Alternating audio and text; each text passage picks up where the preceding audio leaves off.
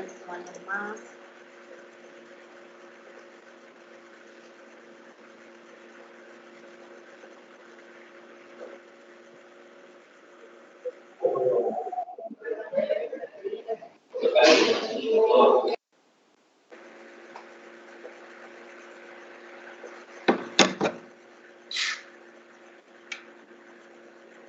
Bueno, aguantemos hasta el 10 y arrancamos.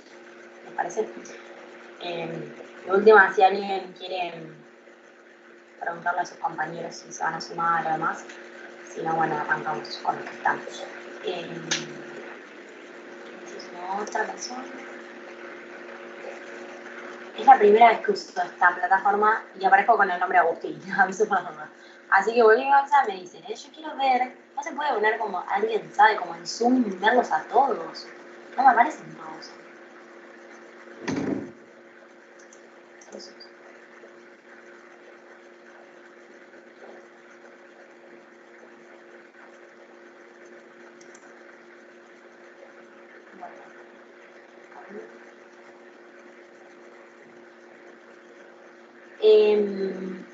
Bueno, mientras esperamos que se terminen de conectar, les voy avisando que en la medida de lo posible les pido cámaras prendidas para que sea un poco más llevadero para todos. Aparte, en un momento, en algún tipo, cuando termine de dar el tema que vamos a dar hoy, vamos a hacer, yo voy a compartir pantalla para que entre todos podamos completar algo que está relacionado con el tema que vamos a dar, y ahí los que tienen que hablar son ustedes, ¿no? No yo.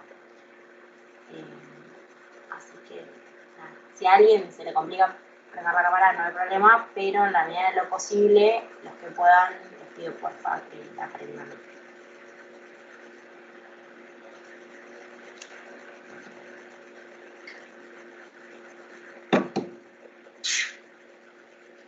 Ay, ¿tienen otras materias por virtual? Yo ya me había olvidado lo que era esto. No me gusta para nada. ¿Alguien cursa algo virtual o todos tienen presencial? Yo estoy haciendo Derecho Social Laboral virtual, pero por Zoom. ¿Con quién tenés? ¿Con quién la Con estás? Mariela Sosa. Ah. Y la nueva cátedra de Rodolfo Sosa. Yo en la comisión de comercial también. Claro. Que a ver, obviamente tiene sus ventajas, en muchas cuestiones es mucho más cómodo, pero a mí que me gusta el pizarrón, me gusta como mucho más interactuar y el contacto, me cuesta un montón. Me hace acordar, cuando yo arranqué con Agustín como yo antes, fue en pandemia, así que me hace acordar a esos momentos.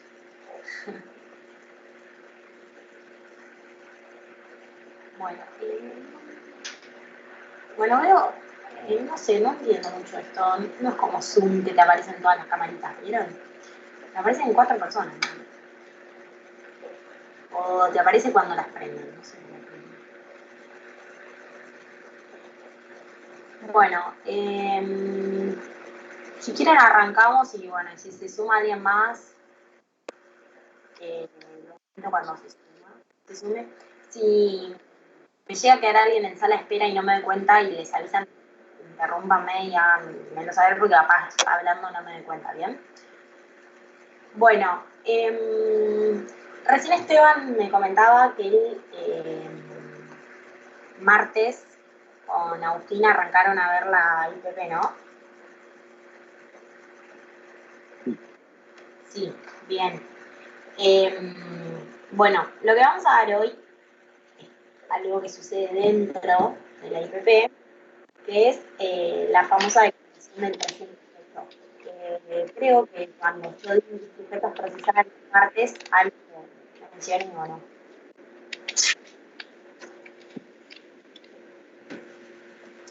Bueno,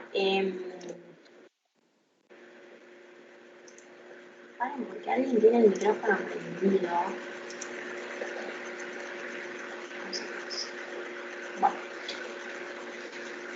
Bueno, vamos a hablar de la declaración del 308. La famosa declaración del diputado, antes llamada declaración indagatoria, ya no se llama más así, se llama declaración del 308, así que es un artículo que si nosotros les preguntamos por el 308, se lo tienen que saber. Nosotros en los parciales no preguntamos qué dice tal artículo del código, obviamente, no pretendemos que se sepan los artículos de memoria, nosotros no lo sabemos tampoco, pero la declaración del 308, el artículo 308, se lo tienen que saber, y si les preguntamos con qué pasa con el 308, es un artículo que tienen que saber de qué habla. ¿Bien? Entonces, Perdón, una pregunta. ¿Del código provincial o del federal? Provincial. Bien, gracias. Del código provincial, de la provincia de Buenos Aires. ¿Se acuerdan que cuando la semana pasada yo di sujetos procesales, partes, cuando hablé del imputado con su defensor, yo hablé de que el imputado ejercía un tipo de defensa y el defensor ejercía otra? ¿Bien? ¿Qué tipo de defensa ejerce el imputado y qué tipo de defensa ejerce el defensor? Para la redundancia. El imputado, la material. Bien. Y ¿cómo llamaba el defensor oficial? No me acuerdo. ¿Alguien que se acuerda? Formal, no. Defensa material la ejerce el imputado, eso está bien. ¿Y la de la defensa? ¿Alguien se acuerda? ¿Cómo se llama? ¿Qué tipo de defensa es?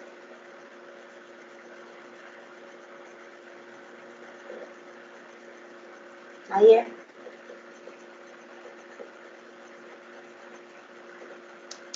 Yo hablaba de que teníamos el bloque de la defensa, que tenía siempre el imputado con el defensor iban juntos, que nunca podían estar separados, que es una de las partes principales o necesarias, que tienen que estar sí o sí en el proceso para que el proceso sea válido.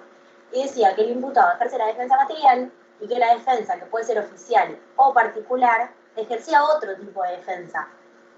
¿Qué hace el defensor? ¿Por qué es necesario? ¿Qué conocimientos tiene que el imputado no? ¿Alguien que me esté escuchando? ¿Los actos procesales que se pueden presentar en el proceso? Bien. Bien, la defensa técnica.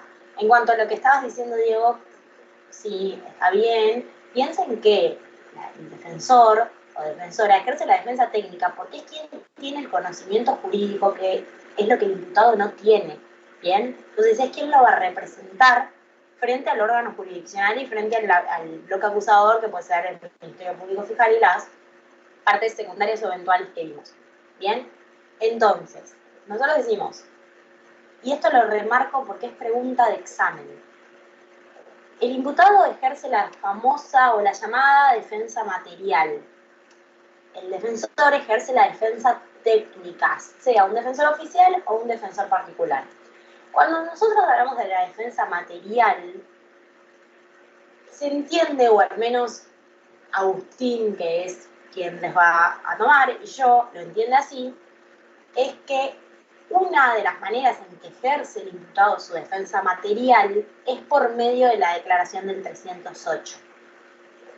¿Bien?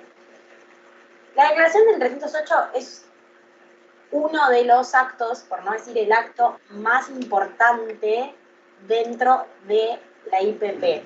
Entonces, si yo les pregunto, en base a lo que vieron la semana pasada y al conocimiento que tienen hasta acá, o en base a lo que se imaginan, o piensan, o suponen, la declaración del 308 puede suceder en otra etapa que no sea en la IPP.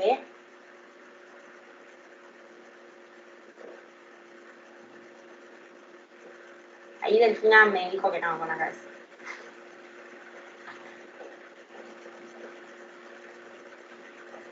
¿Alguien piensa? La 308 sería la primera, que es digamos, la primera defensa material del imputado sería. Bien, sí. Pero acuérdense, cuando estuvieron conmigo la semana pasada, no tengo pizarrón, chicos, acá, así que se los van a tener que imaginar. Acuérdense cuando yo les dibujé la línea en el pizarrón y les dividí las 5 etapas del proceso. Bien. Yo les pregunto, ¿en qué etapa sucede la declaración del 308? Primero. La IPP. En la IPP. Bien. ¿Puede suceder en otra etapa?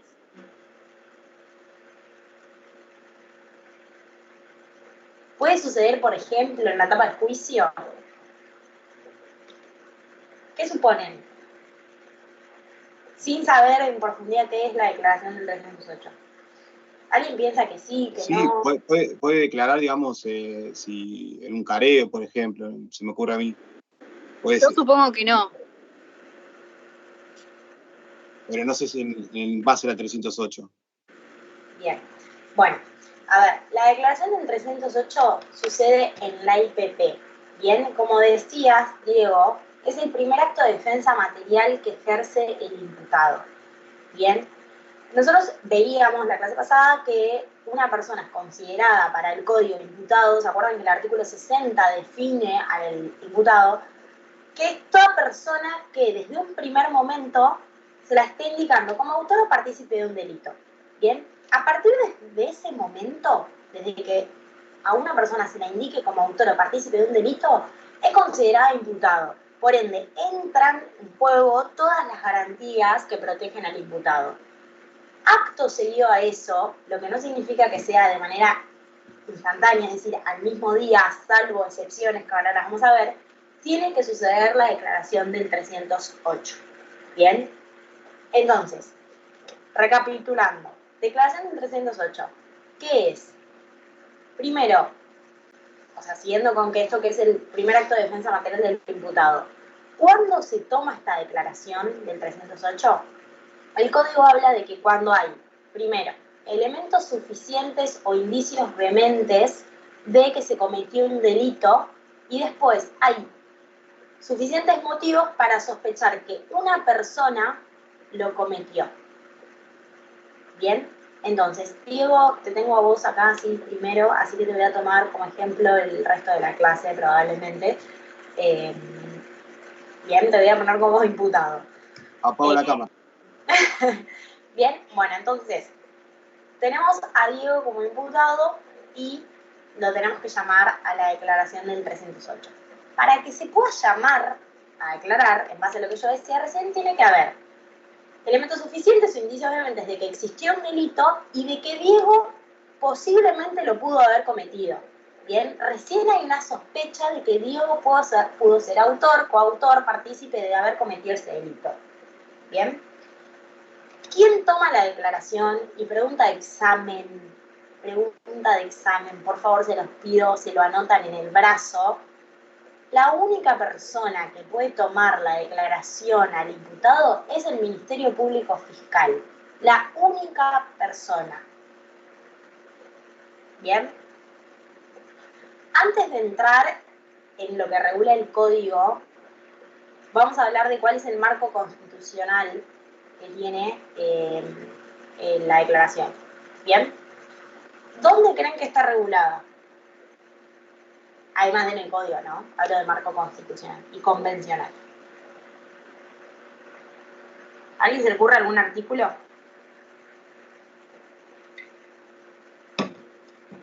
¿O cuál es la garantía que lo protege en este acto procesal? Defensa ser oído. ¿El qué? ¿El derecho a ser oído, dijiste? Sí. ¿Qué piensa el resto?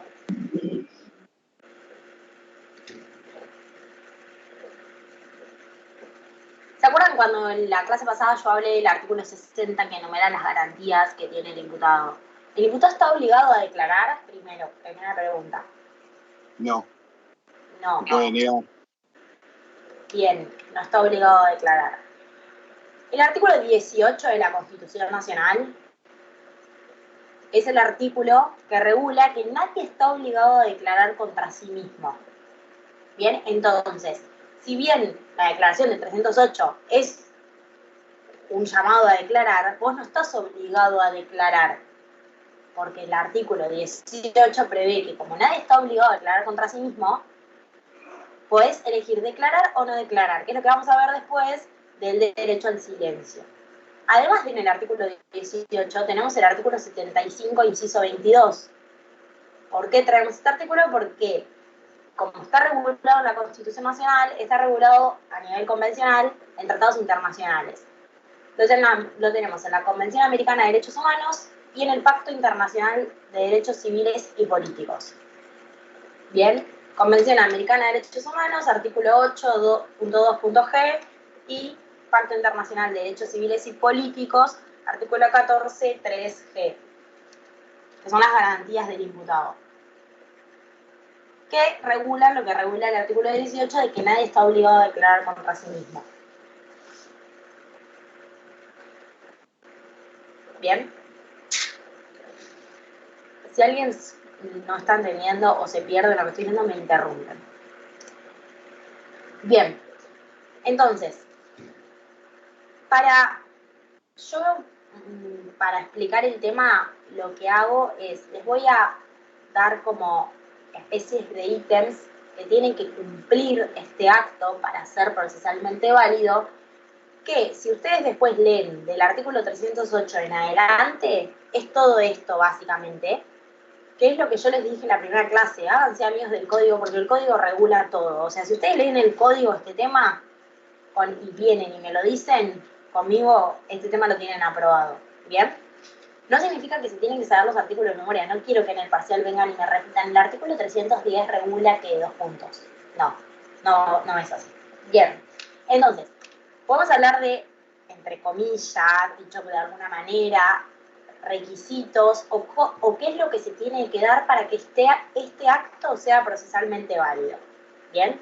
En base a lo que dijimos, en primer lugar y primerísimo, que haya un delito, ¿no? O sea, que haya indicios suficientes o elementos suficientes para considerar que hay un delito que existió. En segundo lugar, que haya una sospecha de que la persona, en este caso Diego, lo cometió. Tercer lugar, lo que yo decía recién, que sea tomado por el Ministerio Público Fiscal. Bien, entonces, si yo les pregunto, ¿la policía puede tomarle la declaración al imputado? ¿Qué me dicen? Que no, que lo tiene que tomar el Ministerio No, Público. no. Que no. La del 308 no. Bien, no. ¿Quién dijo la del 308 no? No. ¿Por qué la aclaración de la del 308?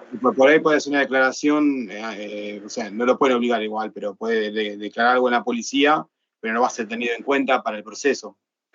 Pues va a tener en cuenta la del 308. Más, lo que me refiero yo, si es el primer acto procesal o la primera defensa material. Cualquier declaración hecha por el imputado ante la policía no es válida. ¿Bien? Claro, sí, digo, puede, pero no en el marco de un proceso en el 308. Claro, no. Bien. Entonces, la toma del Ministerio Público Fiscal. El código prevé la posibilidad de que intervenga o esté presente en el acto el juez de garantías. Bien.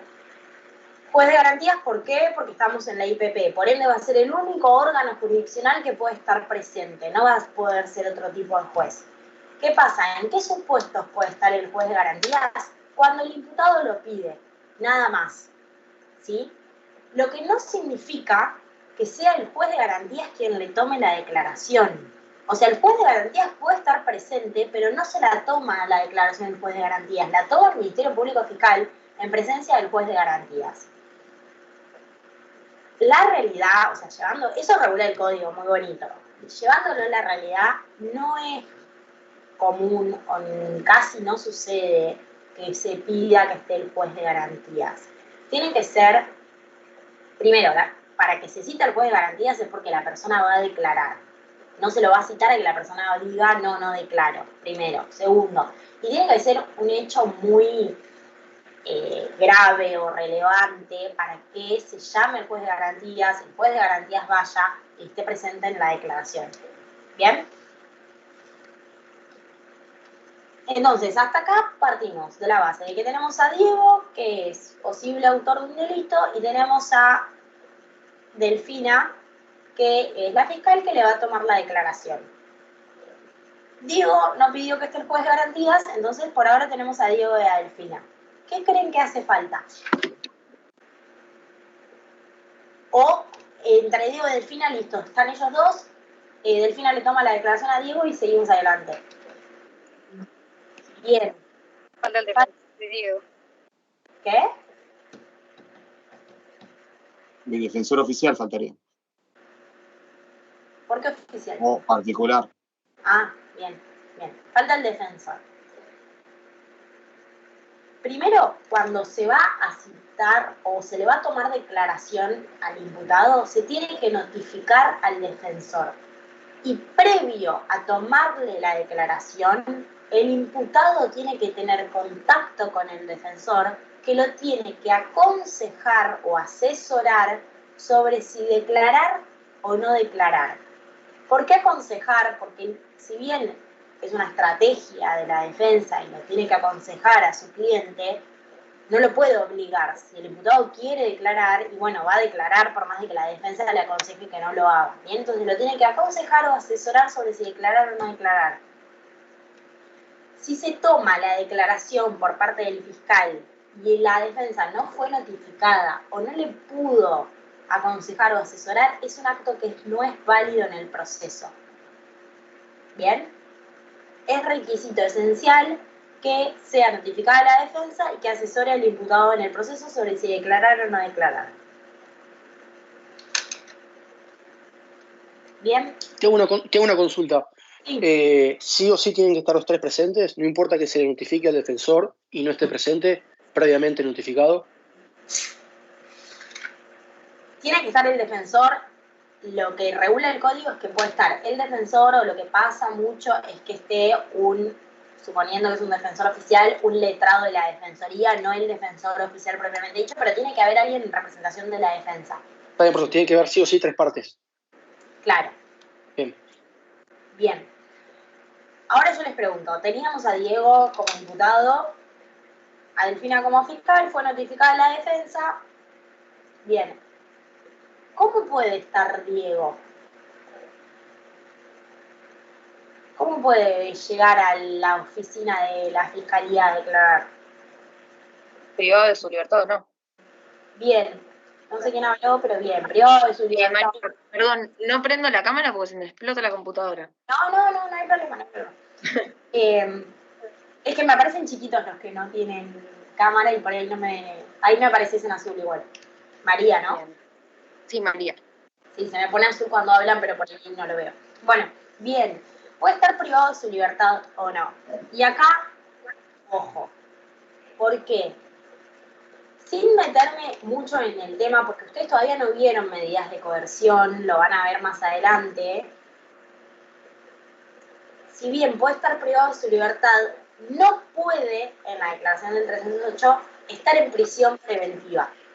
¿Por qué? Bien. Que para que se pueda llegar a dictar la prisión preventiva, la declaración del 308 ya tiene que haber ocurrido antes. ¿Me siguen? O sea, tiene que estar detenido, nada más. Bien, puede estar o aprehendido o detenido, que no me voy a meter a explicar la diferencia, imagínenselo como que es lo mismo. La detención siempre es previa a la prisión preventiva, o sea, siempre para dictar la prisión preventiva la persona está detenida. Entonces, cuando llegamos al 308, la persona puede estar privada de su libertad, eso está muy bien, pero dentro de la medida de coerción, que es la detención o la aprehensión, que es para los casos de flagrancia. ¿Bien?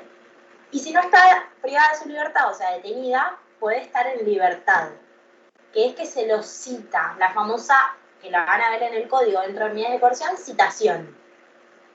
¿Por qué es una medida de coerción la citación? Si la persona está en libertad, ¿alguien sabe? Y porque si no, Porque no asiste, Me hablaron dos personas a la vez. Hablen de a uno.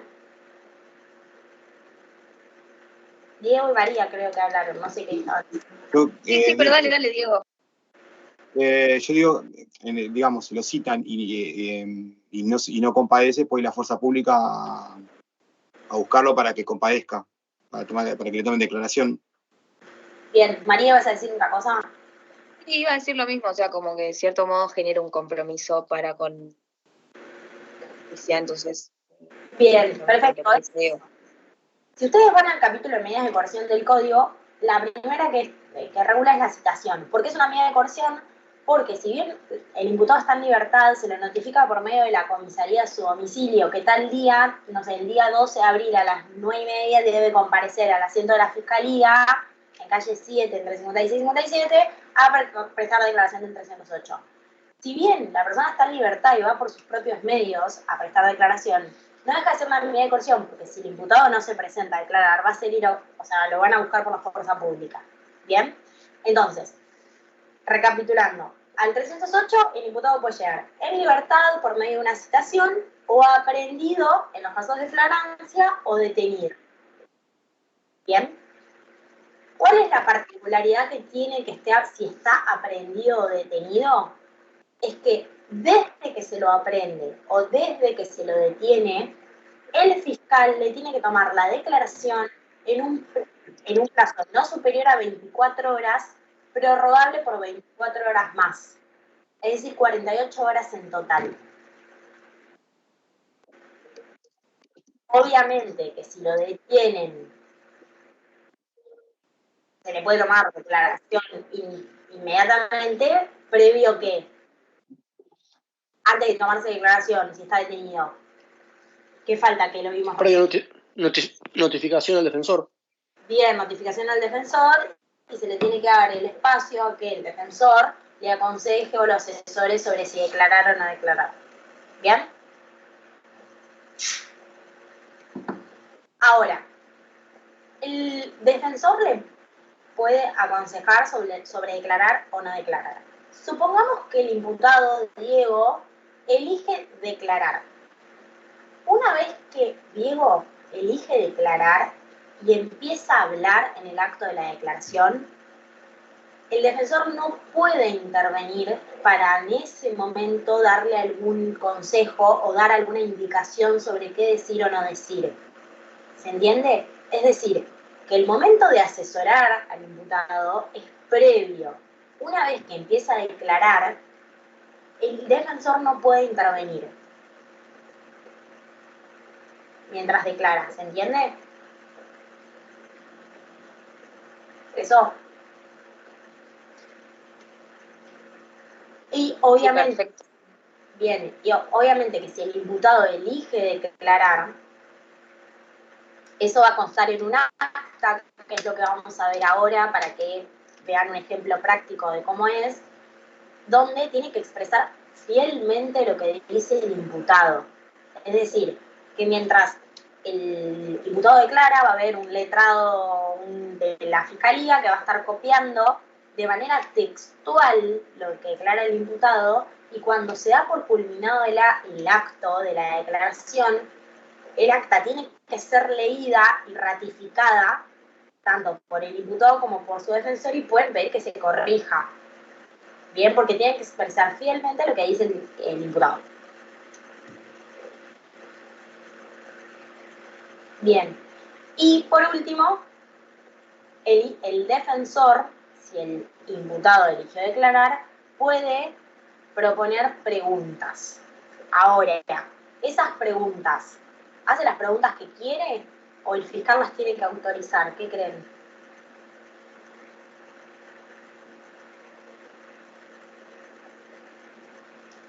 A ver, ¿se le ocurre? Durante la declaración del 308, durante la declaración del 308, ¿estamos hablando? Claro, o sea, suponete vos, Diego, elegiste, o sea, yo soy tu defensora, te aconsejé que declares, prestás toda tu declaración, y yo, defensora, vos terminé de declarar, te quiero hacer preguntas. ¿Puedo preguntarte lo que quiero libremente? Adelante el fiscal. ¿Qué creen?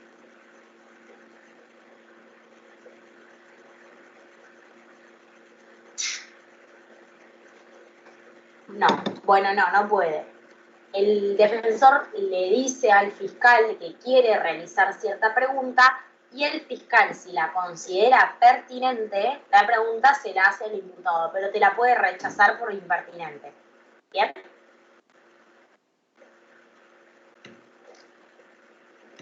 ¿Alguna duda hasta acá? Perdón, me perdí, o sea, no escuché bien. El defensor le tiene que preguntar al fiscal para hacer la pregunta, ¿no? Claro. Suponete, yo soy la defensora, le quiero preguntar a Diego sobre algún punto en particular de lo que dijo, yo le tengo que decir al fiscal que quiero preguntarle tal cosa y el fiscal, si lo considera pertinente, autoriza la pregunta, si no te la puede rechazar. ¿Se entendió? Bien, perfecto, gracias. Sí, sí, gracias.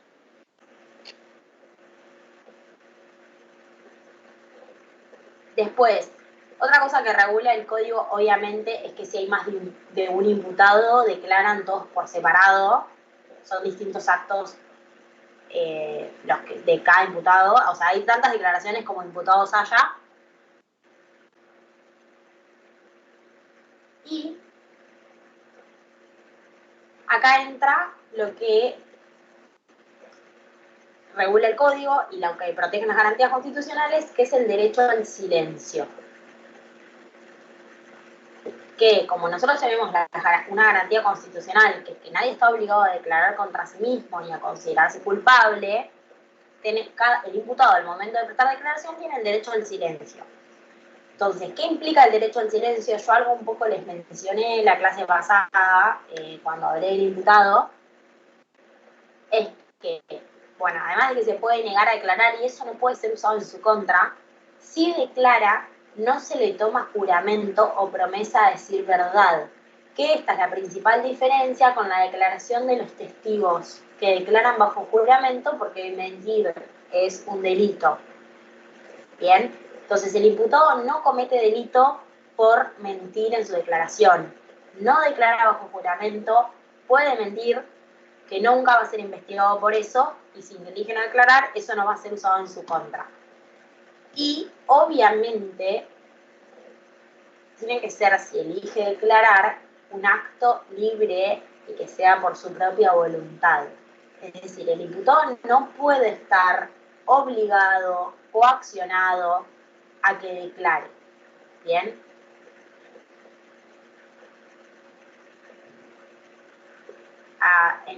En esta clase Esteban va a dar otro tema que está relacionado con esto, y es que el imputado no puede declarar, por ejemplo, bajo tortura. ¿Bien?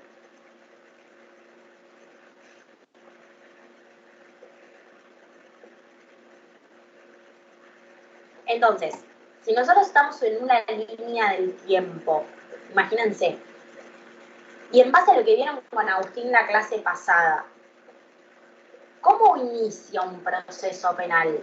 ¿Quién me responde? ¿O cómo puede iniciar un proceso? La IPP, ¿cómo inicia? ¿Qué vieron? ¿Con una denuncia puede ser? Por la denuncia, Bien. de oficio por la policía, no, de oficio por el Ministerio Público Fiscal o en tareas de la policía, no me sale la palabra. Bien, sí, por la acta de procedimiento de la policía. Bien, entonces, se inicia la IPP por cualquiera de las formas que se inicie. Empieza a transcurrir el tiempo. No es que se inicia la IPP y al día siguiente ocurre la declaración. Muchas veces se hace se procede una investigación y cuando, como regula el 308, consideramos que hay motivos bastantes para sospechar que una persona es autor, coautor o partícipe de un delito, se le toma la declaración. Entonces, inicia la IPP. Esto una ABC de IPP les voy a dar. Inicia la IPP. La persona puede estar en libertad, se lo cita por medio de la comisaría a su domicilio a declarar, va al asiento de la fiscalía, declara. Otra opción, inicia la IPP. La persona está aprehendida o detenida y el fiscal tiene 24 horas, prorrogables por 24 horas más, y le toma la declaración del 308. ¿Bien? En cualquiera de los dos supuestos nos paramos ya en la declaración del 308. Esta declaración es necesaria para 3 actos procesales que tienen que venir sí o sí después de la declaración del 308. El primero es el que dije hoy, la prisión preventiva. Es decir, que si el fiscal quiere solicitar la prisión preventiva del imputado, porque está detenido y quiere que esa detención se convierta en prisión preventiva, previo a pedir la prisión preventiva, lo tiene que llamar a que declare, o sea, la declaración del 308. ¿Bien? Después, sigue la IPP. Se llega a la etapa intermedia porque el fiscal quiere llegar a juicio. Entonces quiere pedir que la causa se lleve a juicio. Previo a pedir eso, que se llama requisitoria de elevación a juicio, que lo vamos a ver más adelante, tiene que estar la declaración del 308. Y otro supuesto es que en el caso de que no se quiera ir a juicio y se quiera resolver el proceso por una salida alternativa, como por ejemplo la probation, el juicio abreviado, tiene que estar el 308. ¿Se entiende? ¿Alguien se perdió?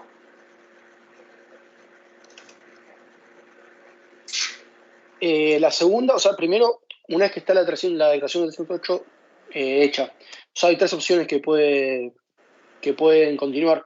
Una es prisión preventiva, otra ir a juicio, y la otra, en caso de ir a juicio, es un arreglo, para hacerlo más fácil. El 308 sucede en cualquiera de estas tres opciones. A lo que voy es que estas tres opciones que dije yo no pueden suceder si previamente no estuvo la declaración del 308. ¿Entendés? O sea, yo fiscal le quiero pedir al juez que dicte la prisión preventiva de Diego y yo no lo llamé a prestar declaración del 308, el juez de garantías me va a responder y no te puedo otorgar la prisión preventiva si primero no lo llamaste a declarar. ¿Bien? Bien. ¿Se entiende? Sí, o sea, son tres situaciones que tienen sí o sí el requisito de la 308. Claro, de que el 308 suceda previamente. Bien. Ahora, si yo les pregunto, en base a esto y antes de ir a que resolvamos el acta que tenemos como modelo, porque vamos a ver en el acta que lo regula el código, todo lo que tiene que tener el acta para que sea válida. ¿Por qué creen que es tan importante la declaración del 308, además de que para que el imputado ejerza la defensa material? ¿Qué se le hace saber en la declaración? Lo que se le está imputando. Bien. La pena también o sea, la carátula, digamos, que se le está imputando. El hecho en sí. Y el delito que está incurriendo. Bien, va por ahí. Cuando al imputado se lo llama a presentar declaración, previo a preguntarle si va a declarar, obviamente para que una persona declare, tiene que, o en este caso ejerza su defensa material, ¿qué tenés que saber? ¿De qué defenderte? Bien, entonces, ¿cómo es la manera de que el imputado además de que en base al artículo 60, primero te notifican de que sos considerado imputado en un proceso, cuando se te llama a declarar, se te tiene que informar lo que se te está imputando, o sea, el hecho que se te imputa, qué delito se te imputa y en base a qué elementos probatorios se te está imputando. ¿Bien? Porque si a vos no se te dicen de qué se te está imputando, difícilmente te puedas defender. Es decir, que cuando vos se te cita a declarar en base al 308, es cuando se te da la información de por qué está siendo indicado como imputado en un proceso penal.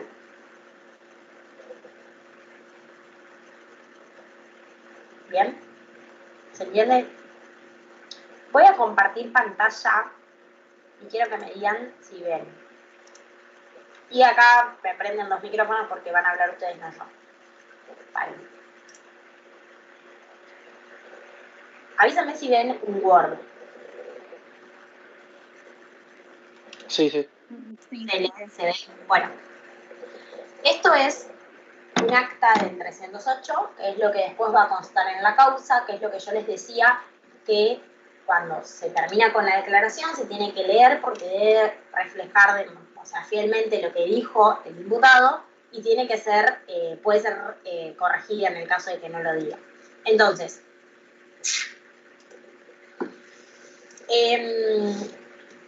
yo leo y vamos completando.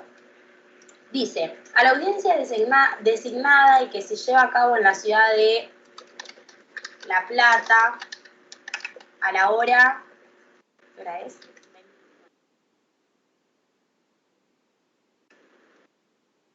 a la hora 20:45 del día 11 de abril del año 2024. Comparece ante la señora agente fiscal, que era Delfina, y secretaria, una persona previamente, y acá, ¿qué pondrían? En base a lo que vimos recién. ¿En libertad o Previamente privado de su libertad? Bien. ¿Imputada? Vamos en partes. Diego, imputada. ¿Por qué imputada? O sea, sí, tipo, está imputada la persona. ¿Pero por qué ahí No, pondrías? estoy dudando. No, estoy dudando. Acá, justo acá, alguien lo dijo, no sé quién, va la situación procesal en la que se encuentra la persona. Es decir, si está privada de su libertad o no. Entonces, ¿qué puede decir acá? Previamente citada, o aprendida, que es en los casos de flagrancia. Le pongo acá flagrancia para que... ¿Bien?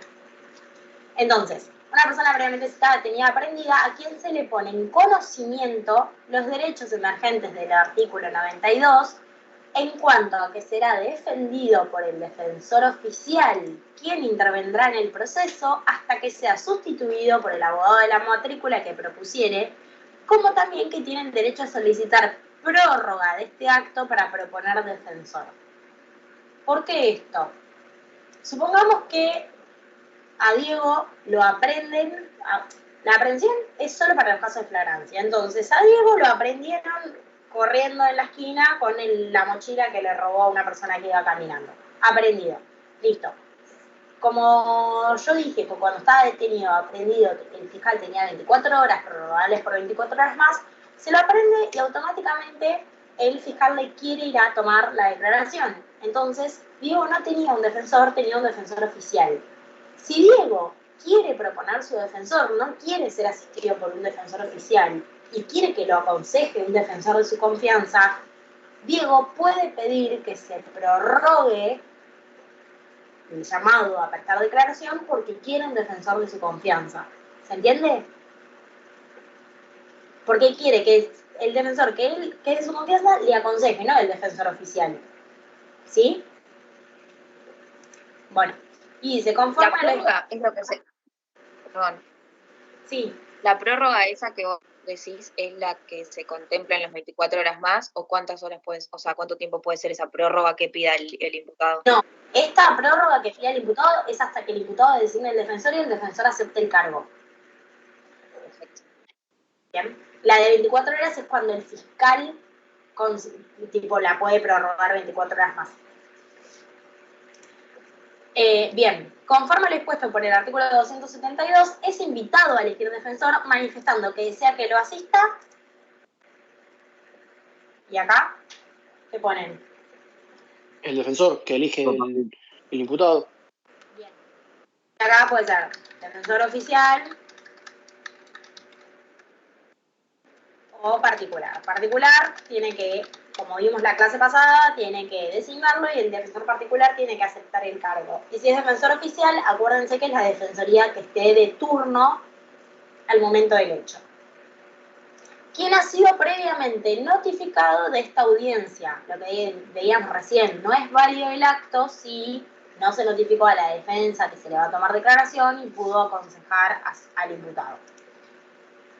Bien.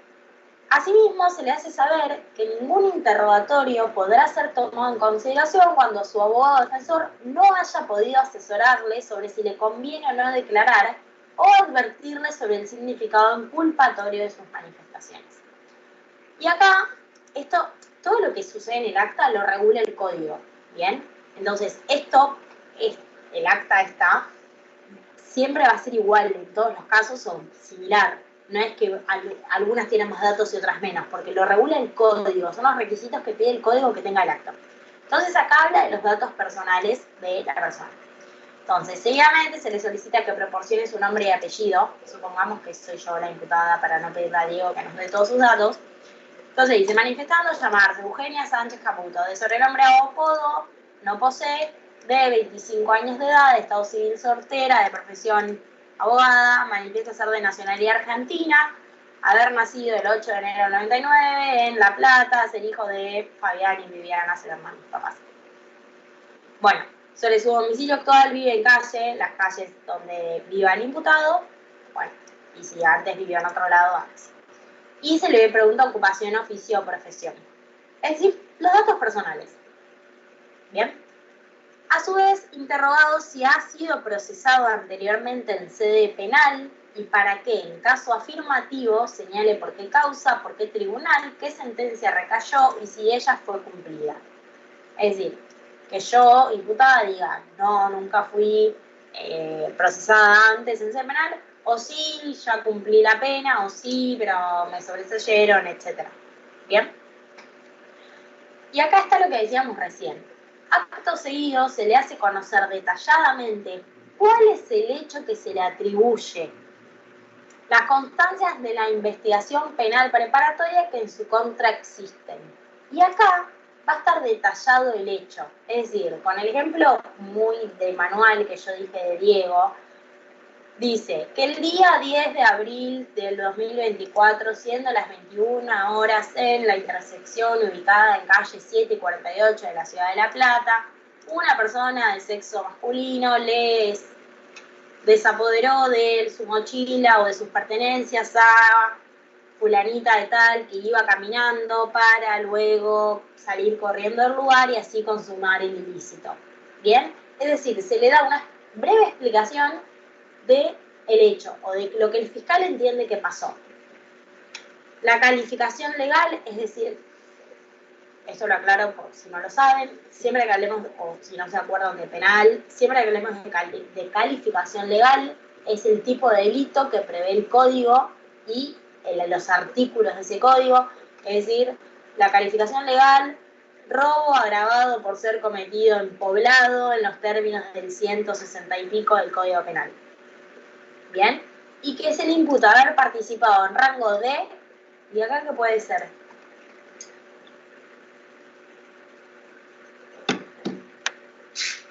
autor, bien, o por ahí si no es el autor, o puede ser el cómplice o autor. Autor, coautor, partícipe. Esto es importante porque no es la misma pena para un autor que para un partícipe secundario, por ejemplo. Bien, sí para un partícipe primario, pero bueno, eso penal 1 no me voy a meter. Bien, entonces, ¿y qué es el imputado del participado? Un rango de autor, partícipe. Bueno, acá les pongo, no les escribí, relato del hecho y calificación robo agravado en los términos, artículo, no me acuerdo, el 160 y pico del Código Penal. ¿Bien? Entonces, acto seguido. Preguntado si está dispuesto a prestar declaración o si se niega a ello, haciéndole saber que su silencio no implica presunción de culpabilidad, responde. Acá puede decir que va a declarar y esto va a constar fielmente lo que declara el imputado, o puede decir que por consejo de su defensor no va a prestar declaración. ¿Bien? Esto que dice acá, acto seguido, lo que voy a marcar con negrita y subrayado, es si está detenido, nada más. Y lo exige el código, que si está detenido, se le tiene que hacer saber todo lo relativo a la excarcelación. La excarcelación básicamente es cuando la persona está privada de su libertad, el defensor puede pedir la excarcelación, es decir, que la persona salga en libertad. O sea, se le pone en conocimiento que tiene el derecho a pedir la excarcelación y que eso se pueda resolver. ¿Bien? No siendo para más, se da por terminado el acto, previa e íntegra lectura y ratificación de la presente, lo que yo les decía recién, como tiene que decir fielmente lo que dijo el imputado, tiene que leerla y ratificar si, sobre todo también sus datos personales, si todo está bien, firmando de conformidad para constancia por ante mí doy fe. Bien. Después, si alguien la quiere, les mando el modelo. Tipo incompleto. ¿Alguna duda?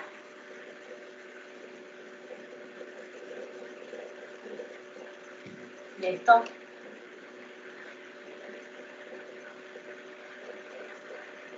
Esteban, Juliana, algo que quieran agregar. Con libertad.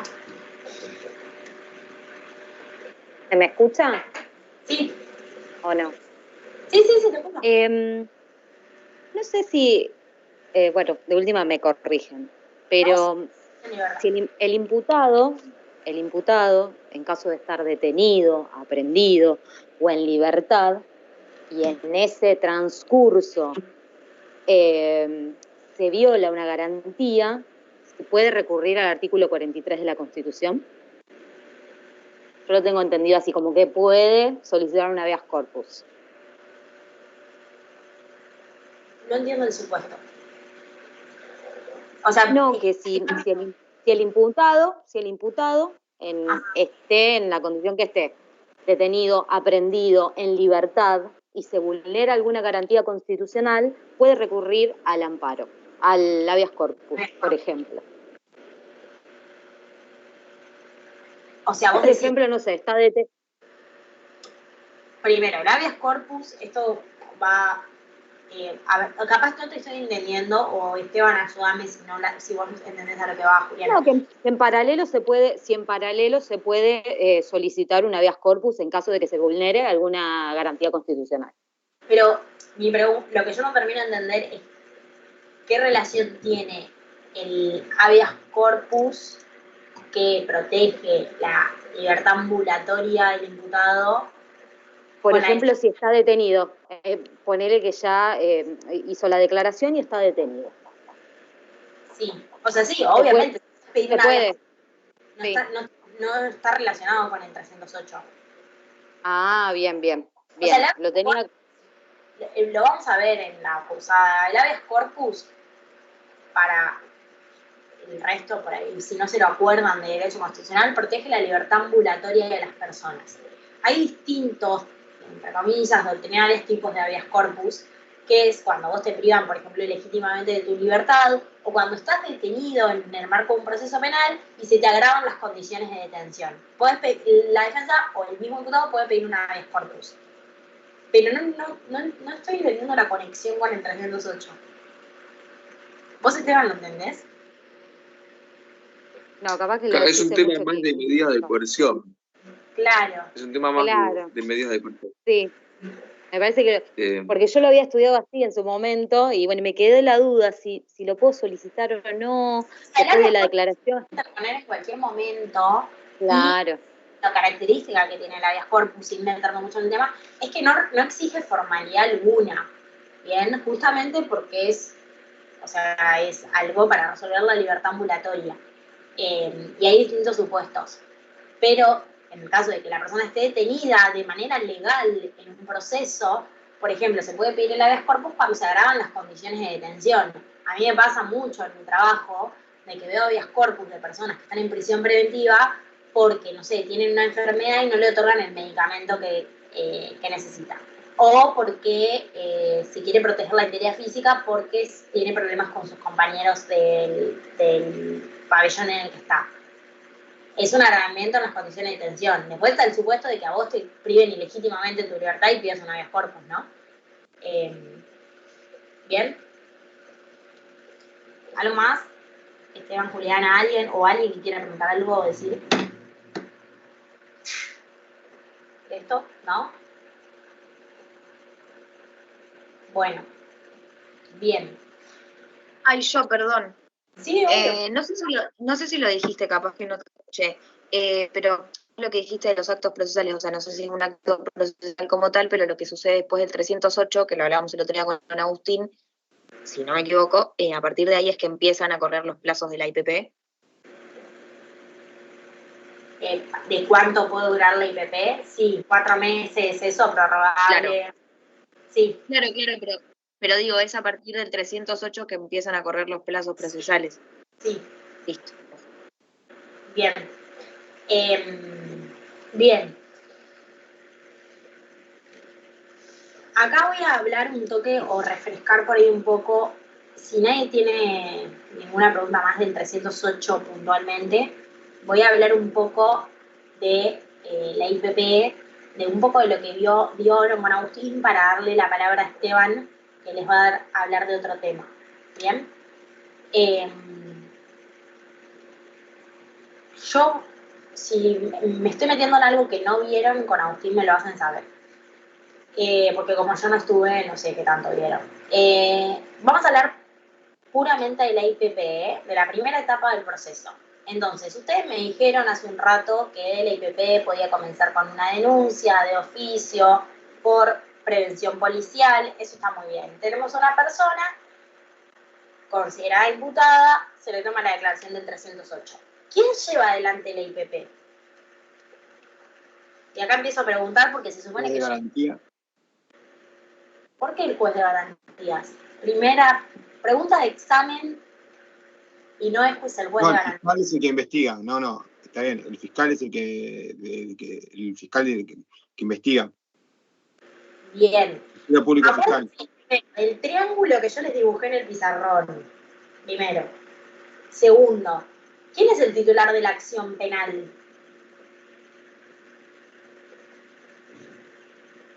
Ministerio Público Fiscal. Bien, chicos, por favor, no me van a asustar. El fiscal, bien.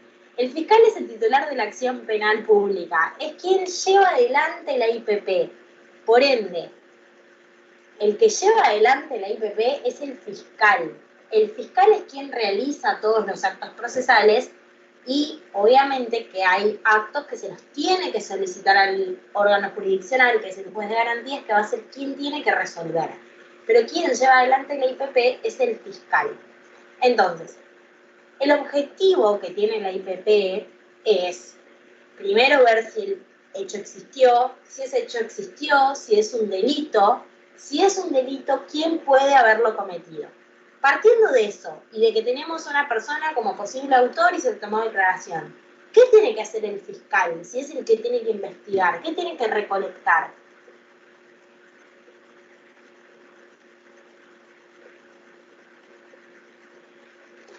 Yo fiscal.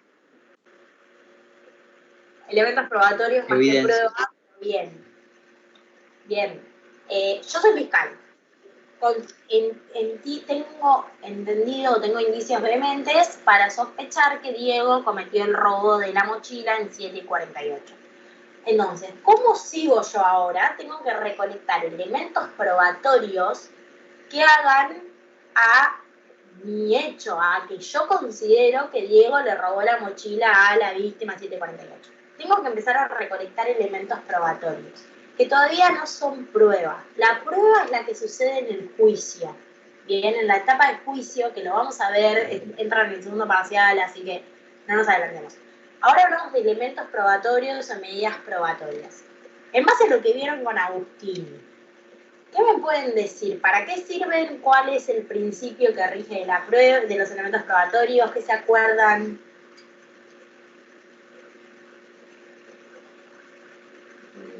¿O qué tipos de elementos probatorios conocen, se les ocurren? Ustedes imaginen, pónganse en el rol de fiscales. ¿Cómo probarían un hecho?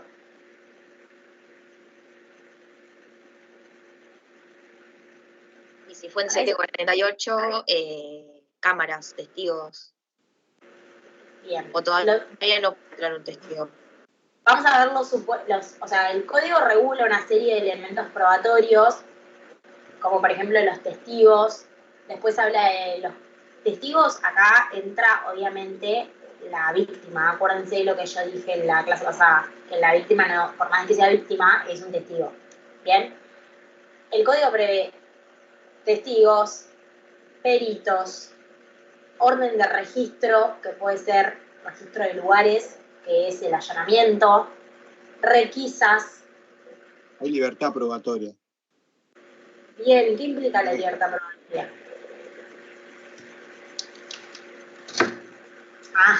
Que pueden ser todos los medios, pero que sean lícitos. Que el hecho puede...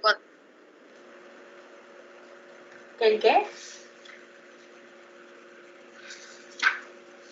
¿El hecho fue qué? Bueno. Bien. Libertad probatoria. ¿Por qué el principio de libertad probatoria? Si bien el código regula distintos supuestos de elementos probatorios, como los que yo mencionaba, testigos, peritos, orden de registro, secuestro, requisas, no significa que sean taxativos. Bien, es decir, que no es que son los únicos elementos probatorios que el fiscal puede utilizar. Existe el principio de libertad probatoria, que es lo que estaba diciendo Diego. Es decir, que todos los hechos que se están investigando en un proceso pueden ser acreditados por cualquier medio de prueba. Ese es el principio. ¿Cuál es el límite? Que no sean ilícitos. Garantías constitucionales. Bien, que para obtener un elemento probatorio se afecten o se violen garantías constitucionales. Ese es un límite que ahora Esteban va a hablar, que trae consecuencias en el proceso. Es decir, que yo como fiscal, recuerden que cuando yo la semana pasada hablé del rol del fiscal, el fiscal tiene que ser objetivo y tiene que actuar dentro de los marcos legales, constitucionales y convencionales. Entonces, con tal de investigar el hecho, no podemos recurrir a cualquier medio. Por ejemplo, no podemos recurrir a allanamientos ilegales, a torturas, ¿bien? Después hay distintos elementos probatorios que algunos requieren de orden judicial, otros no. Por ejemplo, citar a declarar a testigos o a peritos no requieren de una habilitación por parte del juez. El fiscal llama a declarar a los testigos y él mismo les va a tomar la declaración. Pero el fiscal, él mismo no puede disponer un allanamiento. ¿Por qué? ¿Cuál es la principal diferencia entre un testigo y un allanamiento? ¿Por qué en uno se necesita una orden judicial y en el otro no? Y porque en el allanamiento se están violando justamente las garantías constitucionales. Y al testigo se le está preguntando. Esa es otra pregunta que me surgió ahora. ¿Al testigo se lo tiene que obligar a declarar o es optativo? Bueno, vamos de a partes. Primero, hay elementos probatorios como el allanamiento, como decía, como estabas diciendo, Nicolás, que necesitan de una orden judicial que, sin meterme ahora en cómo tiene que ser la orden judicial, que tiene que cumplir con ciertos requisitos y demás, necesitan de justamente la autorización de un juez porque se está violando o afectando un derecho constitucional de la persona. En cambio, el testigo no se está afectando ningún derecho constitucional de citar a una persona a declarar. Y en cuanto a si es obligatorio o no, sí. O sea, como los testigos declaran bajo juramento, decir verdad, están obligados a ir a prestar declaración. Si no vas a prestar declaración, te van a ir a buscar por la fuerza pública, por lo general. A ver, en la realidad pasa de que, sobre todo cuando llegamos a la etapa del juicio, de testigos que no se presentan a declarar. Pero es un deber que tenemos como ciudadanos de ir a prestar declaración testimonial, en el caso de que no sea requerida. Los testigos declaran en la IPP frente al fiscal, que eso va a constar en un acta, y después ese testigo puede ser citado en la etapa de juicio y la prueba va a ser la del juicio. Lo que declara en un primer momento es un elemento probatorio. ¿Bien? Entonces, de los distintos tipos de prueba que tenemos, se dividen entre los que requieren de una orden judicial porque afectan derechos constitucionales y los que no, como los testigos. ¿Qué pasa con los menores de edad? Por ejemplo, víctima menor de edad. ¿Declara, no declara? ¿Qué se les ocurre? ¿Alguien sabe? Declara, pero no es la misma que un mayor.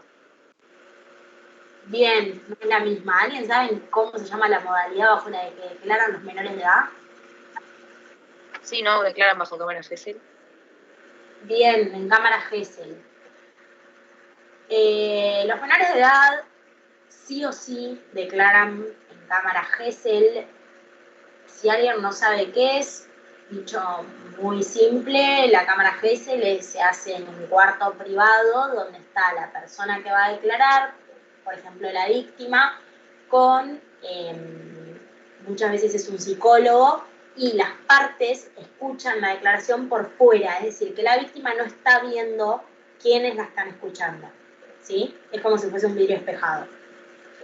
Y sobre todo en los casos que pasa mucho, donde sean víctimas de abuso sexual, que sean menores de edad, tiene que haber una pericia psicológica por parte de un perito psicólogo, del psicólogo de la víctima, que diga que la víctima está en condiciones de prestar declaración bajo cámara Gesell.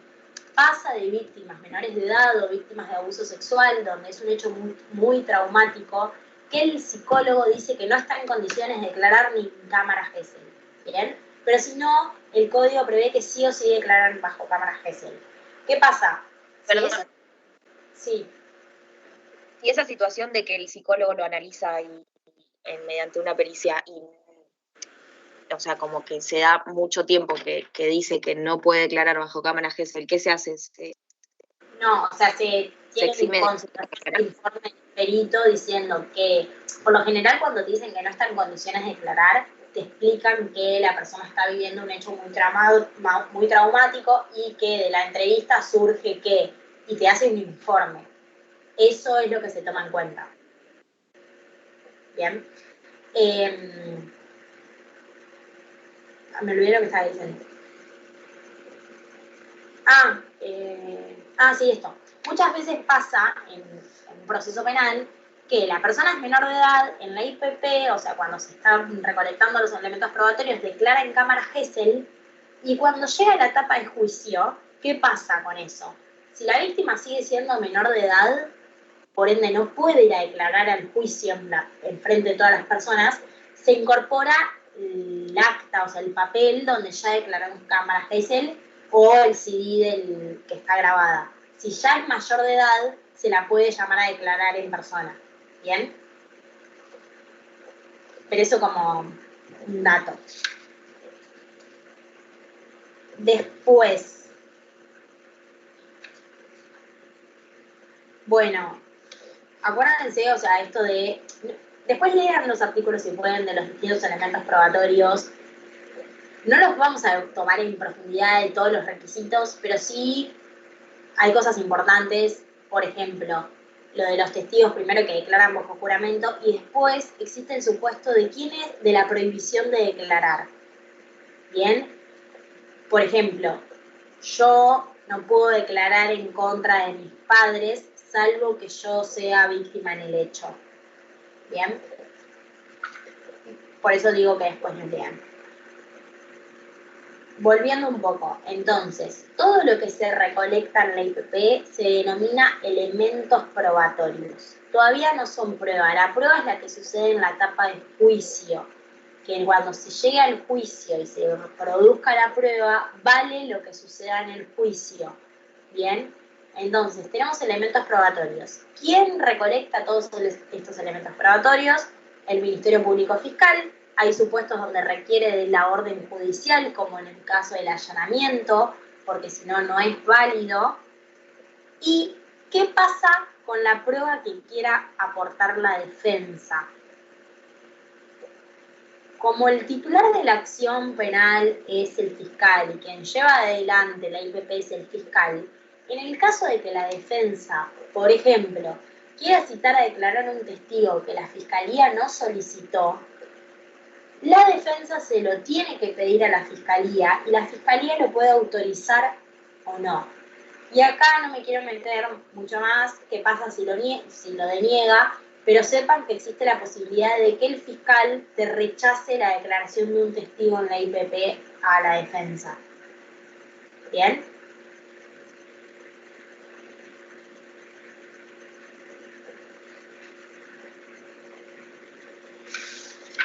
Hago una última aclaración y le doy la palabra a Esteban. Tema valoración probatoria. Lo vieron, me dijo Esteban, con Agustín. ¿Cuáles son los 3 tipos de valoración probatoria que conocen? 3. Pregunta de examen. ¿Alguien que tenga idea de qué estoy hablando? La tasada puede ser una. Bien, la prueba legal o tasada. ¿Qué es?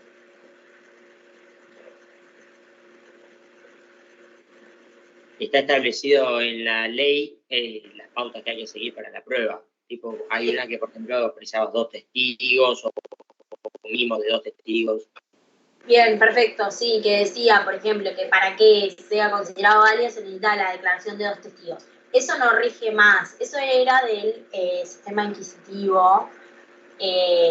Actualmente no rige más la prueba legal o tasada. Justamente aparte porque rige el principio de libertad probatoria. Y no rige más a la hora de valorar la prueba de que vos consideres por probado un hecho porque tenías 2 declaraciones, o tenías que tener sí o sí 2 declaraciones. Después, ¿qué otros 2 que rigen en nuestro sistema? La libertad probatoria. La sana crítica. La sana crítica y...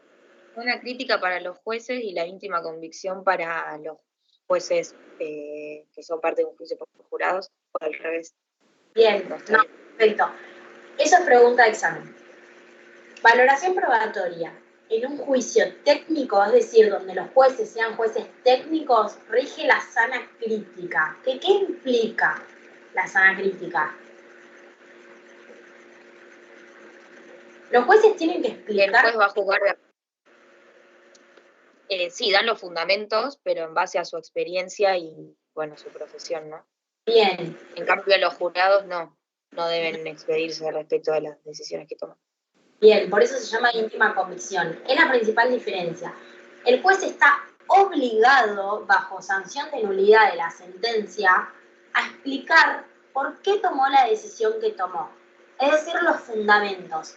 Cómo llega a, por ejemplo, condenar a la persona porque hizo una valoración probatoria que tiene que estar detallada en la sentencia, que en base a lo dicho por el testigo, por el perito, por la orden de registro, considero que, y lo fundamenta. En cambio, en un juicio por jurados, que lo vamos a ver más adelante, rige la íntima convicción. Es decir, los jurados, las 12 personas que intervienen en un juicio por jurados, lo único que tienen que decir es si lo consideran al imputado culpable o inocente. Y no explican por qué tomaron esa decisión. Bien, nadie le va a preguntar a los jurados, a los 12 jurados, por qué lo consideran culpable o por qué lo consideran inocente, porque rige la íntima convicción.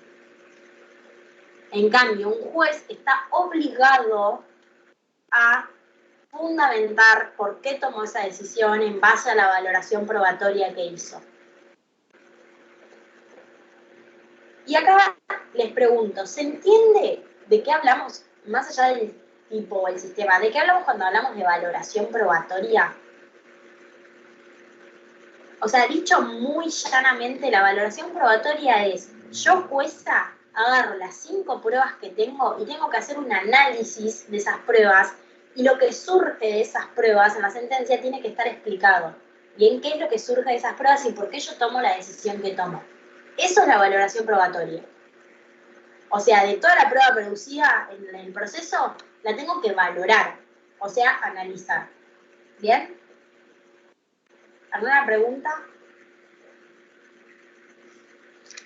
Bueno, entonces, Esteban, te doy la palabra, cuando quieras.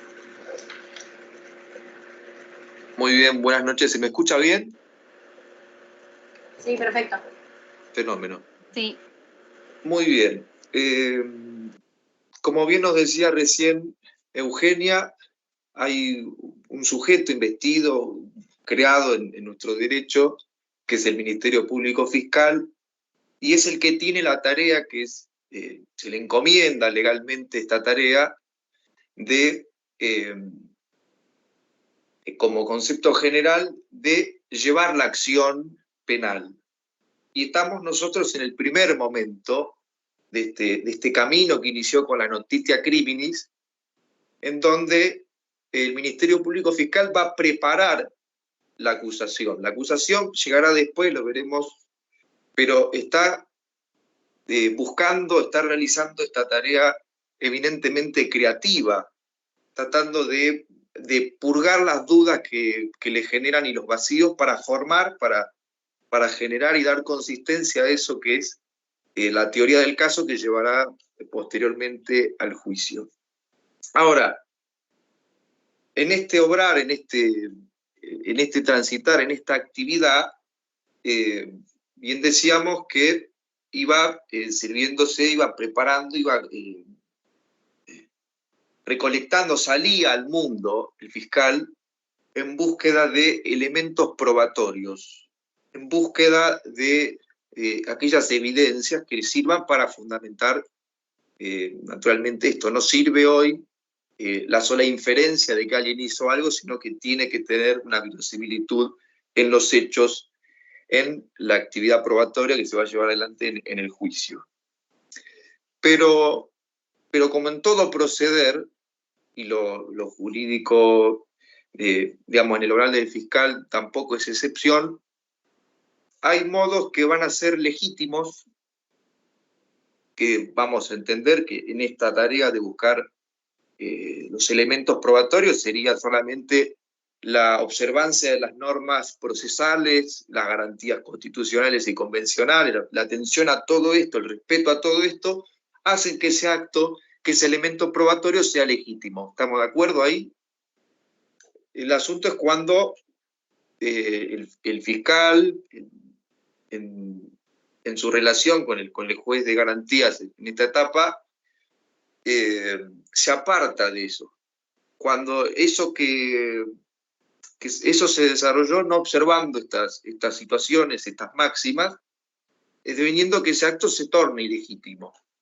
Y eso es lo que vamos a ver ahora. Y lo que dice el Código en cuanto a efecto que debe tener este tipo de actos, esta desviación en el proceder, en la praxis del Ministerio Público Fiscal, es justamente un instituto que ustedes tienen en el artículo 211 del Código Procesal Penal de la Provincia de Buenos Aires, que es la exclusión probatoria. Es decir, a ese acto, a esa información que sirve para fundar esta presunta comisión de un delito, ese acto queda sin efecto, carece de toda eficacia, dice la norma. Lo tienen en el 211.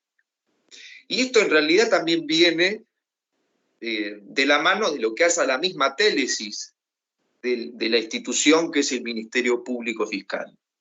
Si nosotros nos vamos al Código de Instrucción Criminal de 1808, y esto donde aparece prototípicamente el Ministerio Público Fiscal en nuestra era, más allá de una excepción anterior, que tenía que ver con otras cosas, en 1808 esta idea, y esto lo dice un famoso penalista,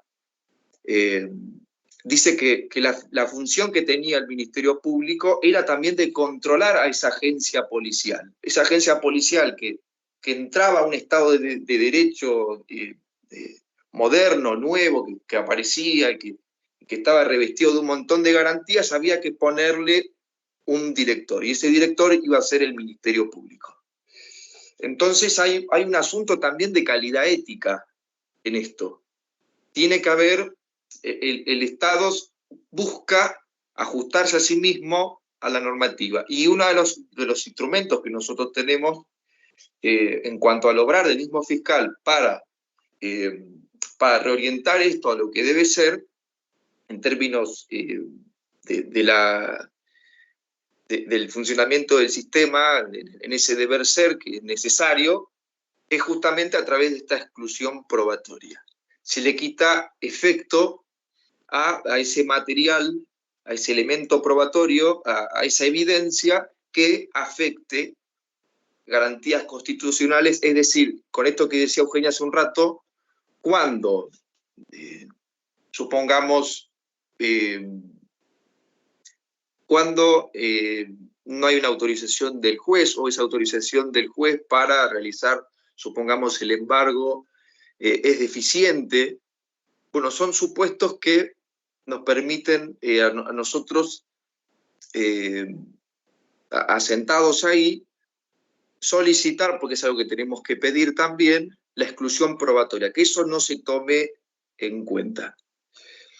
Y esto en realidad se une con algo más grande y que también, como tantos institutos jurídicos, tiene un origen foráneo que es, digamos, es un gran aporte de la Corte Suprema de Estados Unidos, que es la famosa teoría del fruto del árbol venenoso.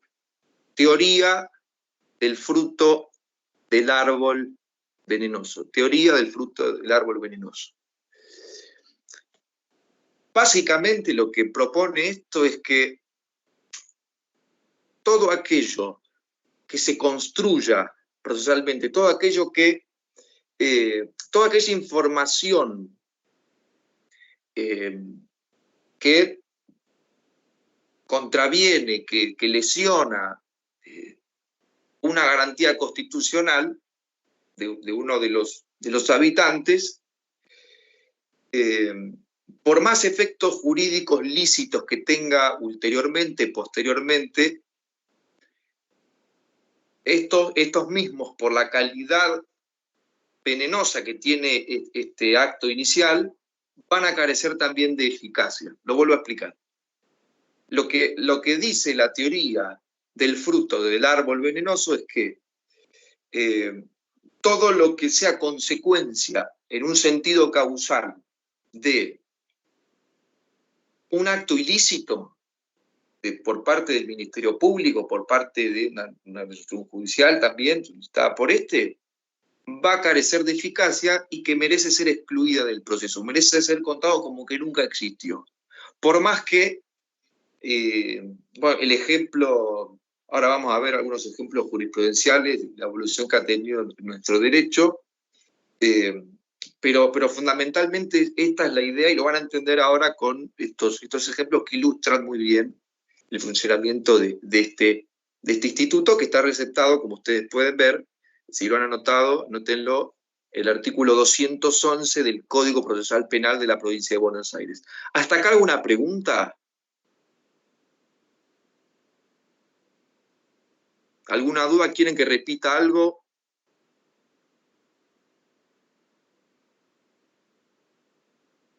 Bueno. El silencio presta consentimiento. Bueno. Muy bien. Esta teoría llega, que tiene su origen, como decíamos, por la Corte Suprema de Estados Unidos, llega a nuestro derecho no en un modo explícito, en lo que fue un fallo de nuestra Corte Suprema, de nombre Charles Hermanos, de 1891. En 1891, esta causa que llega a nuestra Corte Suprema, Charles Hermanos, el asunto de fondo era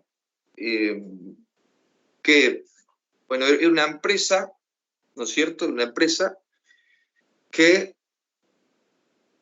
estaba implicada en unas cuestiones de contrabando. Bueno, la autoridad de la aduana lo que convino fue de oficio ordenar el allanamiento y el secuestro de facturas, de correspondencia, de papeles privados, ¿no es cierto? Todo esto, y con toda esa información pudo probar, esta autoridad, este fiscal en esa área, pudo probar justamente que estas personas estaban realizando esta tarea ilícita, ¿no es cierto? Y que estaban incurriendo en un delito. Pero bueno, cuestión que esto llega a la Corte Suprema nuestra, y la misma dice que, bueno, más allá de esta de este ideal, de esta causa, de perseguir el delito, lo cierto es que es inadmisible ese acto que resulta de la realización de un procedimiento condenado por la ley. Y que esto, al ser inadmisible, debe ser excluido. Se debe excluir ese acto, estamos hablando de ese secuestro sin orden judicial válida, ese acto debe ser invalidado. Pasarían algunos años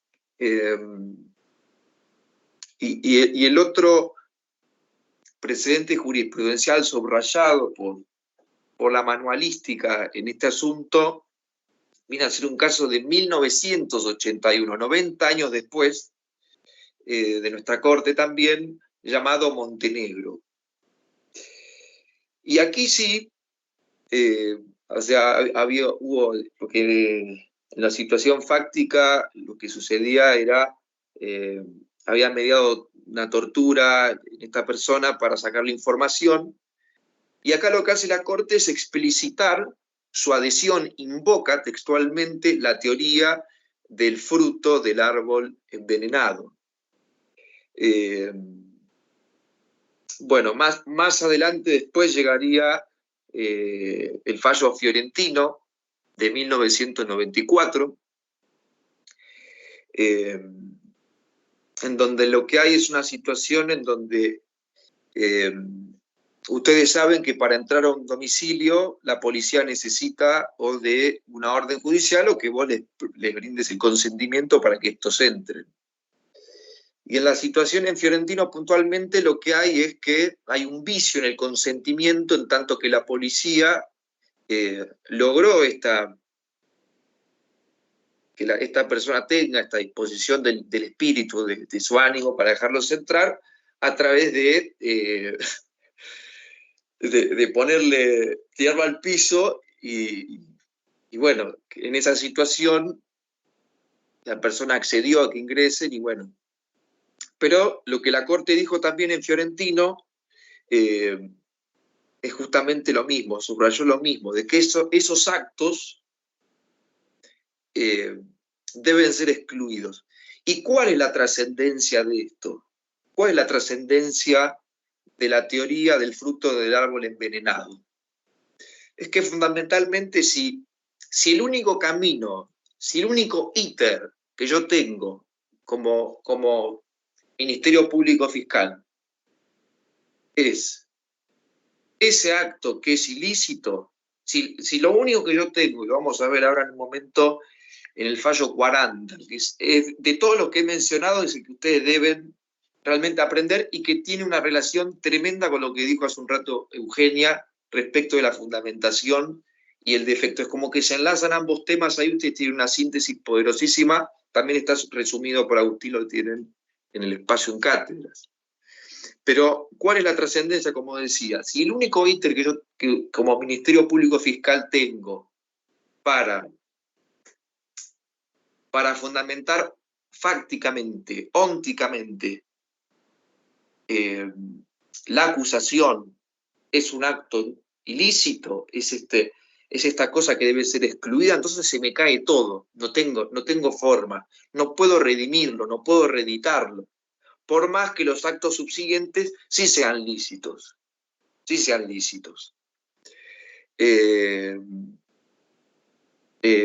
muy bien, ¿hasta acá alguna duda, algo? ¿No? Seguimos. No, todo bien. Fenómeno.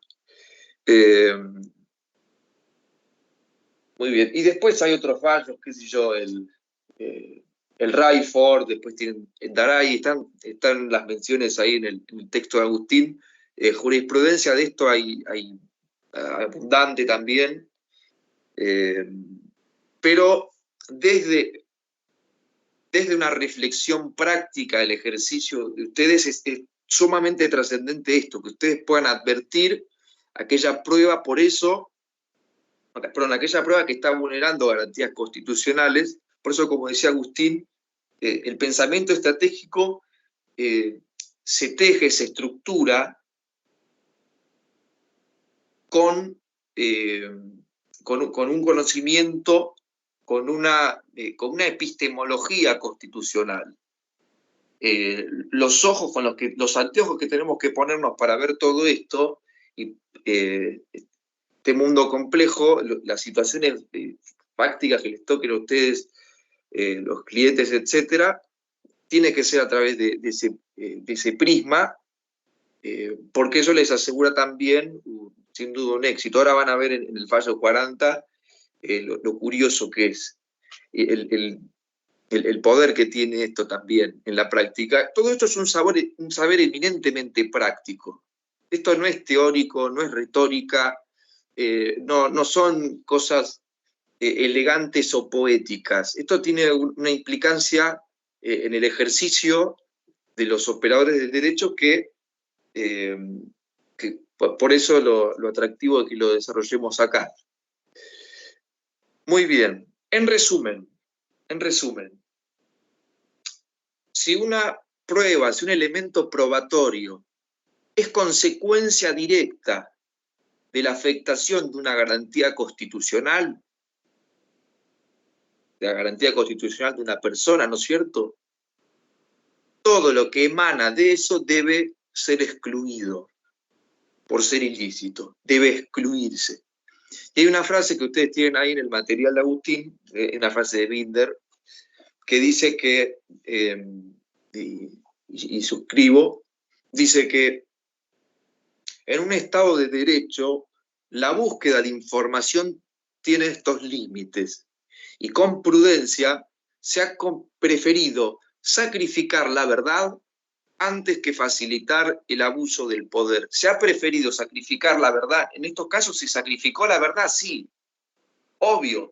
Lo procesal, en un sentido, sacrifica la verdad. La idea de prescripción de las causas, la prescripción de los delitos, es contrario al espíritu de la verdad y de perseguir permanentemente.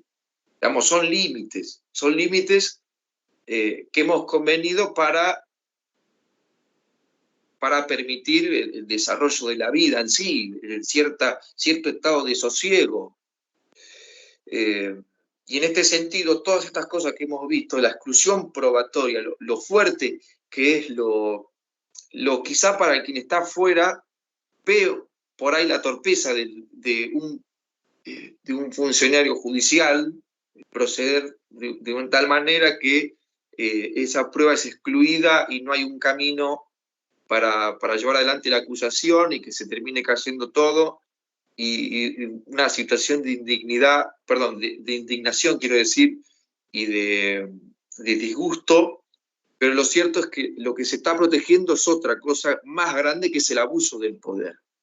El Estado embestido con una persecución de la verdad desmedida, no es más que la máxima de lo que ha sido el sistema inquisitivo histórico.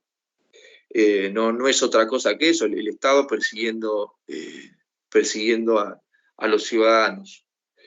Entonces, esta idea es un límite, la exclusión probatoria es una herramienta que tienen que manejar, y que también los tiene que llevar a preguntarse, bueno, ¿cuál es esto es lo que se dice, esto está en la causa, bueno, ¿cuál es el antecedente material de ese hecho? ¿Cómo se obtuvo esa información?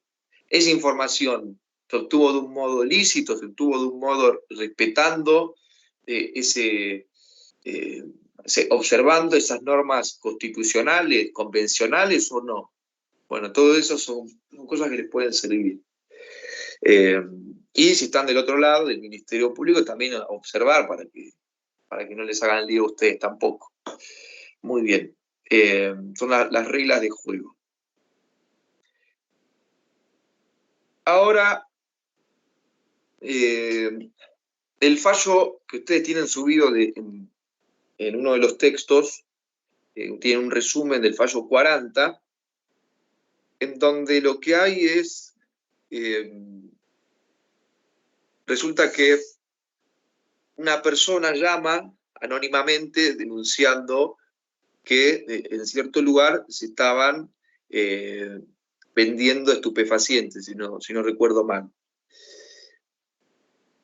Y en base a esa llamada anónima, el juez expide una orden de intervención telefónica. ¿Me siguen?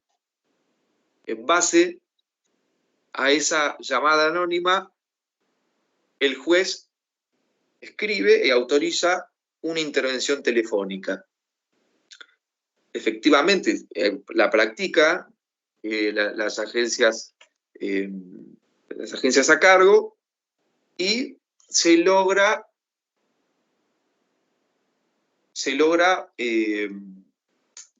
tener información suficiente después, a partir de eso, de distintas intervenciones, para finalmente allanarle la casa a esta persona, a 40, y acusarlo formalmente en el sentido de llevarlo en cuanto a juicio con los cargos de este delito. El asunto es, y a esto lo quiero relacionar con lo que decía Eugenia, de la enorme trascendencia que tiene la idea de fundamentación. Nosotros tenemos,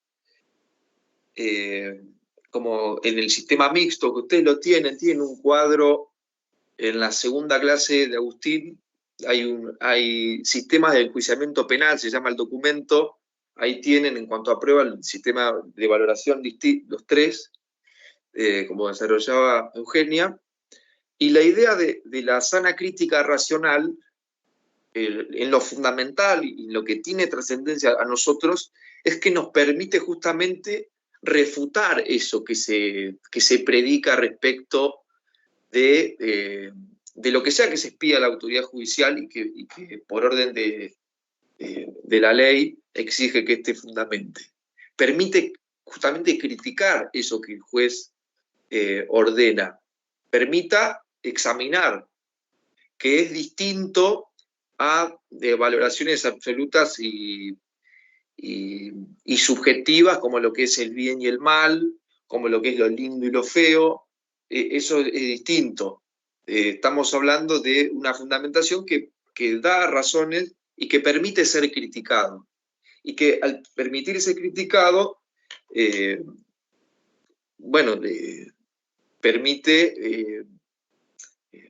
permite la subsanación de errores también, ¿no es cierto?, que puede contener como todo acto humano, ¿no es cierto?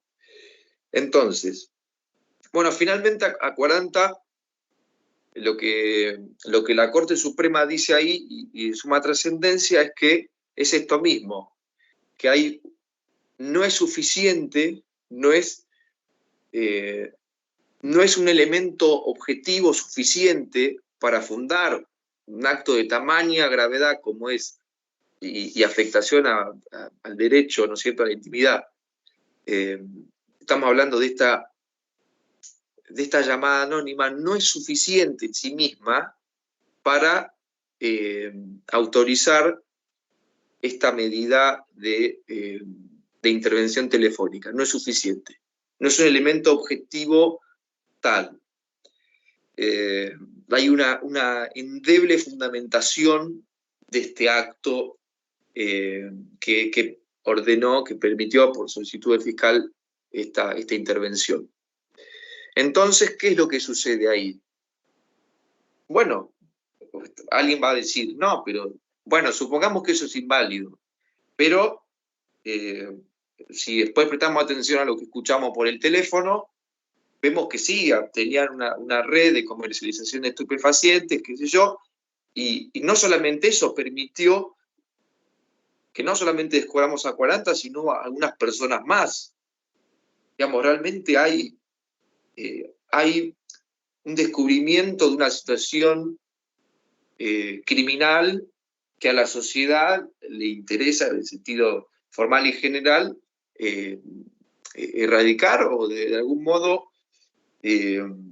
penar como vemos en la ley.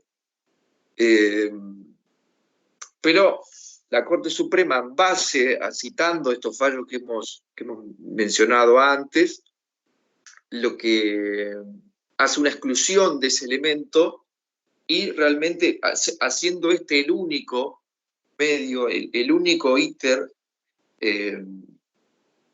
causal de todo lo demás, y cayéndose terminó por frustrar todo el proyecto, todo el resto de elementos probatorios tan en principio lícitos y claros y contundentes. Todo eso terminó siendo refutado o tiene que hacerse como que no existe formalmente por justamente este error en la fundamentación que tuvo el órgano jurisdiccional en ese momento. Esa es la idea del fallo 40, ustedes lo tienen ahí, pueden profundizar un poco más.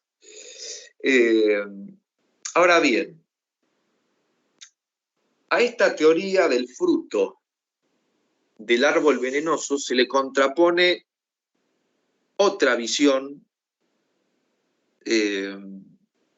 lo que ha venido a llamarse de distintas formas. Hablamos de perspectivas que hablan de, bueno, está bien eso, sí, pero puede existir una fuente independiente de investigación. Puede haber un cauce de investigación autónomo. Podemos tener otro hecho distinto a este que se tornó lícito para fundamentar, en principio, la construcción de esa acusación y ulteriormente la acusación en sí. Lo cierto es que esto mismo es receptado por la Corte Suprema nuestra, esta idea de si existe una fuente independiente de investigación, debe procederse por esa vía. En lo que es un caso llamado caso Ruiz, de 1987, en donde lo que sucede es que a una persona, en un contexto de roba una farmacia, en grupo, qué sé yo, lo detienen y el elemento que, proceden a darle con un elemento eléctrico para que te confiese, Luis Roque, y bueno, llegando las instancias de recursos y demás, llega a la Corte Suprema Justicia en el 86, en el 83 es el hecho, en el 86 llega a la Corte Suprema, fíjense los tiempos que eran, ¿no es cierto? Y ahí se trató de oponer esta visión, la tesis desarrollada por todos nosotros en este rato de la teoría del fruto del árbol venenoso. Pero ahí la Corte dice, momento, existe, en el caso, caminos alternativos para fundar la existencia de este hecho, para darle contenido a eso que inicialmente fue una hipótesis. Existe otro camino. En el caso eran, si no recuerdo mal, testigos que habían presenciado toda esa secuencia de hechos y que podían reconocerlo. Que la presencia de estos testigos significó que el otro asunto de que lo hayan picado con eso haya sido ilícito. No, en absoluto. Ese elemento probatorio debe ser excluido y fue excluido. Debe ser excluido en la interpretación de lo que sucedió. Pero este otro camino sigue tan vigente y válido como siempre. No es que la idea del fruto del árbol la teoría del fruto del árbol venenoso no es que, bueno, que el Estado dice, ¿sabes qué? Yo me mandé la macana, viste, tomá, te dejo porque una especie como de compensación no perseguir. No se trata de eso. Se torna lícito esto, pero no obsta que el otro siga siendo lícito. Este elemento de convicción, este elemento probatorio, en caso de los testigos, no quita que esto sea válido. Entonces, tampoco lo interpretemos como una especie de compensación, sino más bien como una calidad que se le da a eso que es ilícito, pero que en ningún sentido, por la doctrina de nuestra Corte, significa la anulación de otros caminos lícitos. Obviamente eso también debe argumentarse por qué, en el caso, ese camino alternativo digamos, no sufre de estos vicios, ¿no es cierto? Entonces, si yo... Sí. Antes de que continúes, para que terminen de entender estos dos supuestos, están recontra bien lo que está diciendo Esteban, dicho en dos palabras, o sea, los dos supuestos que Esteban está contando, que tuvo una evolución jurisprudencial en la Corte Suprema de Justicia de la Nación. Como decía Esteban, nosotros partimos del principio de libertad probatoria. Todo elemento probatorio es válido. El límite es que no afecte garantías constitucionales. Si afecta a garantías constitucionales, rige la exclusión probatoria. Bien, lo que Esteban decía de la teoría del fruto del árbol venenoso que viene de Estados Unidos es que vos transcurre un proceso, tenés una prueba ilícita, obtenida por medios ilícitos. Bien, por ejemplo, una confesión bajo torturas, un allanamiento sin orden judicial. A partir de esa prueba ilícita se demuestra el hecho que está siendo investigado. Desde que se obtuvo esa prueba ilícita, todo el proceso que siguió es inválido. Bien, por eso se llama teoría del fruto del árbol venenoso, porque se entiende que esa prueba que fue obtenida de manera ilícita, como está envenenada, envenena todo el proceso. Bien, el otro supuesto, que es el que decía Esteban de los testigos, es lo que se conoce como supresión mental hipotética, que es que vos venís en un proceso, tenés una prueba ilícita, que según la otra teoría haría que se te caiga todo el proceso. Que a partir de esa prueba ilícita llegaste a probar que se está cometiendo un delito. Pero a la par de esa prueba ilícita tenés prueba lícita que llega al mismo resultado. Es decir, vos tenés un allanamiento sin orden judicial ilícito, pero tenés un testigo que es una prueba lícita. Si sacando la prueba ilícita, o sea, el allanamiento sin orden judicial, y dejando solo la lícita, llegás al mismo resultado, es decir, a probar el hecho, el proceso puede seguir solo con la prueba ilícita. Si vos, sacando la prueba ilícita, no podés demostrar el hecho, o sea, solo lo demostrás con prueba que está contaminada, ahí se cae todo el proceso. Porque eso está relacionado con la frase que citó hoy Esteban de Binder, de ¿qué prevalece más? ¿La búsqueda de la verdad o la protección de las garantías constitucionales? Es decir, con tal de alcanzar, entre comillas, esa verdad que busca el proceso, no podemos ir más allá de las garantías constitucionales o los derechos constitucionales con tal de alcanzar una verdad. ¿Bien? Listo, sí. Fenomenal. No, exacto. Eso en definitiva. Tienen también ustedes, respecto de la valoración probatoria, en el artículo 210, justamente la descripción positiva del modo en que procedemos nosotros acá. Y en el 211 esto, y en el 209 también el de libertad probatoria. Están esos artículos para ustedes. Amíguense del código, como les decía Eugenia. Y bueno, de todos estos fallos que hemos hablado, el de Charles Hermanos, el de Ruiz, etc. Lean especialmente, y va a entrar lo va a preguntar Agustín, lo va a preguntar Eugenia, el fallo 40. Ese léanlo, ese es el que está ahí resumido.